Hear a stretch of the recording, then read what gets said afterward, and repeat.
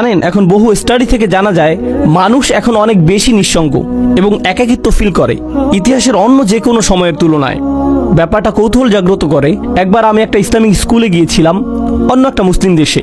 আমি একদল বালক বালিকার উদ্দেশ্যে বক্তব্য দিয়েছিলাম। এক পাশে ছিল প্রায় 300 থেকে 400 বালক এবং অন্য পাশেও ছিল প্রায় 300 থেকে 400 বালিকা 13-14 বছর বয়সের।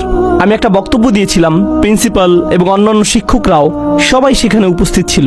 তো তারা একটি প্রশ্নোত্তর সেশনের আয়োজন করেছিল 800 ছাত্রছাত্রী রুমের ভেতর। কেউ কোনো প্রশ্ন জিজ্ঞেস করলো না। আমি তখন বললাম, তারা প্রশ্ন জিজ্ঞেস করছে না কারণ পুলিশ তাদের দিকে তাকিয়ে আছে, শিক্ষকেরা সেখানে, প্রিন্সিপাল সেখানে, ক্যামেরাম্যান সেখানে। তারা লজ্জা পেতে চায় না। তাই আমি কি করব? আমি সমাবেশের ভেতরে চলে যাব এবং এই বাচ্চাগুলোর সাথে কথা বলবো। কোনো ক্যামেরা থাকবে না, মাইক্রোফোন থাকবে না। আমি ভেতরে গেলাম ছাত্রীদের সেকশনে। শুধু ছাত্রীগুলোর সাথে কথা বলেছিলাম 2 ঘন্টা যাবত। তাদের প্রশ্নের যেন আর শেষ নেই। অন্য পাশে ছেলেদের সেকশনে আরো 2 ঘন্টা, তাদেরও প্রশ্নের কোনো শেষ নেই। আর সবচেয়ে কমন প্রশ্নটি ছিল, সব সময় একাকিত্ব ফিল করলে কি করব? যদি নিজের সরব উপস্থিতি না থাকে তখন কি করব? যদি কেউ আমাকে না দেখে? মানুষের এমন গভীর এক আকাঙ্ক্ষা আছে মাজকুর হওয়ার, যে এক টিনেজার অন্যান্য বন্ধুদের অনলাইনে দেখে তখন ভাবে, আমার তো একটা অ্যাকাউন্ট নেই, আমার তো এত ফলোয়ার নেই, মানুষ তো আমাকে দেখছে না, আমি তো মাজকুর নই, আমার আরেকটা ছবি তোলা উচিত, না ফিল্টার পরিবর্তন করি, না অন্য কিছু করা দরকার, ব্যাকগ্রাউন্ড পরিবর্তন করলে ভালো হবে, লাইটটা আর একটু ভালো হতে পারতো। এরপর পোস্ট করে, কেউ একজন হার্ট ইমোজি দিল, কেউ একজন লাইক দিবে, আমি মাজকুর, যাক আমার এখন উপস্থিতি আছে। আর যদি পোস্ট না করেন, যদি এক টুকরা পিজার ছবি পোস্ট না করেন, কোথায় দাঁড়িয়ে আছেন সে ছবি, কোথায় দাঁড়িয়ে আছেন সেই ছবি, কোন পার্কে আছেন, আবু জেহেলের কোন উইজডম বা কোনো কিছু একটা, যদি এটা পোস্ট না করেন, তখন হঠাৎ মনে হয় আমি যে জীবিত আছি এটাও তো কেউ জানে না। তখন হয়ে পড়েন গায়রে মাজকুর, অনুল্লেখযোগ্য।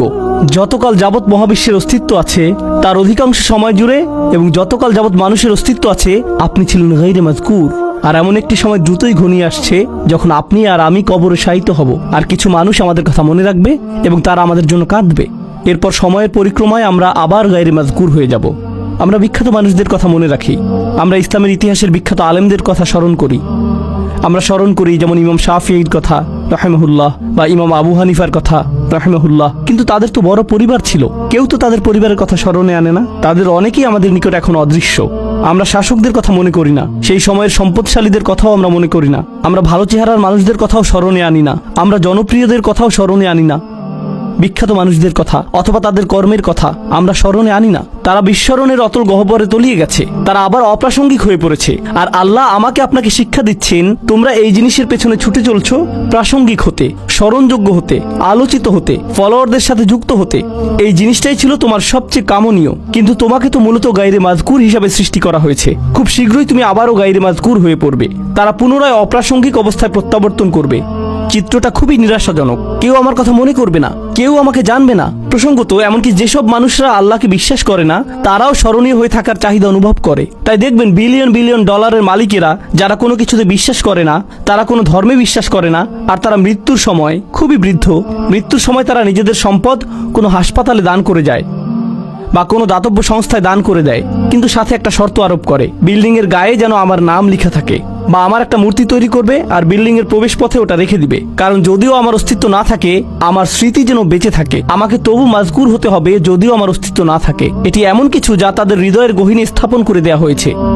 কিন্তু এই যে আকাঙ্ক্ষা, আল্লাহ একটি বাচ্চার ভেতরে এটি রেখেছেন, শিশুটির মনোযোগ পাওয়ার আকাঙ্ক্ষা, বা যে আকাঙ্ক্ষাটা আল্লাহ মানুষের ভেতরে রেখে দিয়েছেন, যা মাল্টি বিলিয়নিয়ার ডলারের সোশ্যাল মিডিয়া ইন্ডাস্ট্রির মূল চালিকা শক্তি।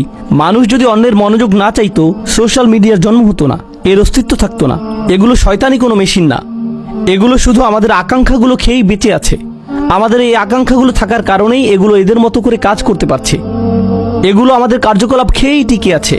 ব্যাপারটা হলো, আল্লাহ কেন এই চাহিদাটা আমাদের ভেতরে রেখেছেন? এর উদ্দেশ্যটা কি? আমি কেন সর্বদা স্বীকৃতির অন্বেষণে থাকি? কেন এমন মনে হয়?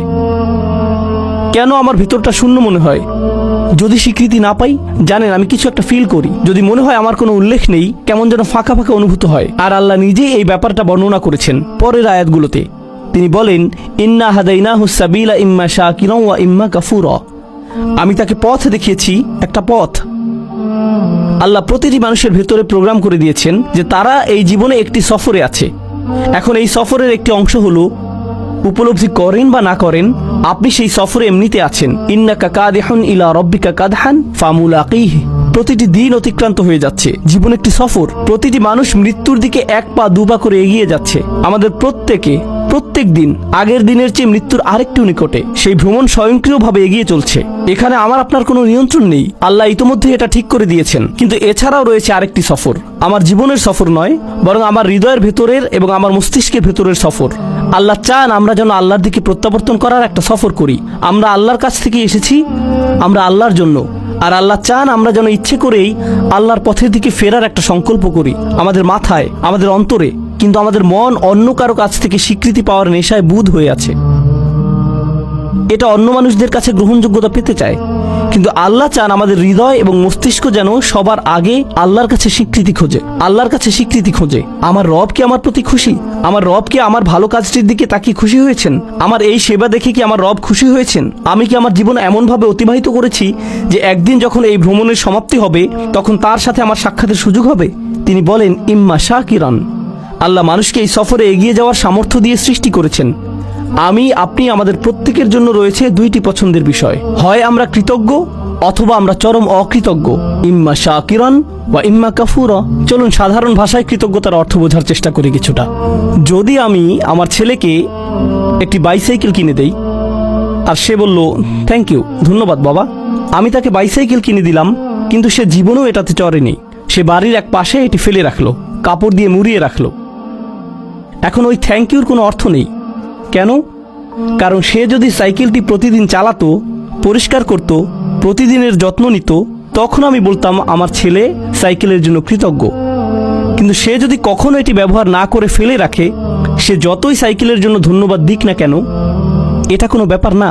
সাইকেলটা যে পরে থেকে ধুলাবালি সংগ্রহ করছে, তাই তার কথাগুলো ফাঁকা বুলি ছাড়া আর কিছুই না। এর নাম কৃতজ্ঞতা নয়। সহজে বোঝা গেল তো? যখন আল্লাহ আমাকে হেদায়েত দিয়েছেন, আল্লাহ আমাকে এই জীবনের একটি লক্ষ্য দিয়েছেন, আর আল্লাহ বলছেন, তুমি কি এই হেদায়েতের জন্য কৃতজ্ঞ হবে? আমি কি সেই হেদায়েতের জন্য কৃতজ্ঞ হব নাকি হব না? তার মানে আল্লাহ আমাকে যা দিয়েছেন, যদি আমি তা ব্যবহার না করি, যদি আমি তা জীবন চলার পথে কাজে না লাগাই, তখন আমি যত খুশি আলহামদুলিল্লাহ বলতে পারি, এটা অর্থহীন। আমি তো উপহারটি ব্যবহার করছি না, আমি কোনোভাবেই এটি কাজে লাগাচ্ছি না। এটাই হলো ইম্মা শাকিরান ওয়া ইম্মা কাফুরা।